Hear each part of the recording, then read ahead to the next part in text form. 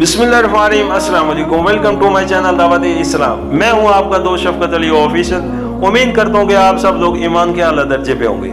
सूरतुल निसा के आयत नंबर 60 का तर्जुमा, ए नबी तुमने देखा नहीं उन लोगों को जो दावा तो करते हैं कि हम ईमान लाए हैं उस किताब पर जो तुम्हारी तरफ नाजिल की गई है और उन किताबों पर जो तुमसे पहले नाजिल की गई थी, मगर चाहते ये है कि अपने मामलात का फैसला कराने के लिए तागूत की तरफ रजू करें। हालांकि उन्हें तागूत से कुफर करने का हुक्म दिया गया था। शैतान उन्हें पिटका कर राह रास्त से बहुत दूर ले जाना चाहता है।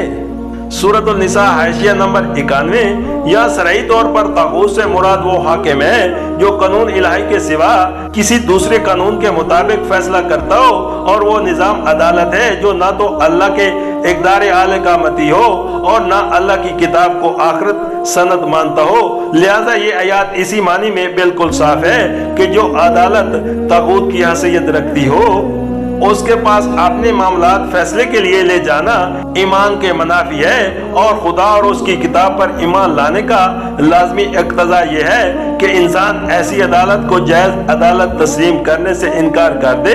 कुरान की रूह से अल्लाह पर ईमान और तागूत से कुफर दोनों लाज़िम मलज़ूम है, और खुदा और तागूत दोनों के आगे बैक वक्त झुकना ऐन मुनाफ़िक़त है। सूरतुल निसा के आयत नंबर 61 का तर्जुमा, और जब उनसे कहा जाता है कि आओ उस चीज की तरफ जो अल्लाह ने नाजिल की है और आओ रसूल की तरफ, तो उन मुनाफिकों को तुम देखते हो कि ये तुम्हारी तरफ आने से कतराते हैं। सूरतुल निसा हाशिया नंबर 92।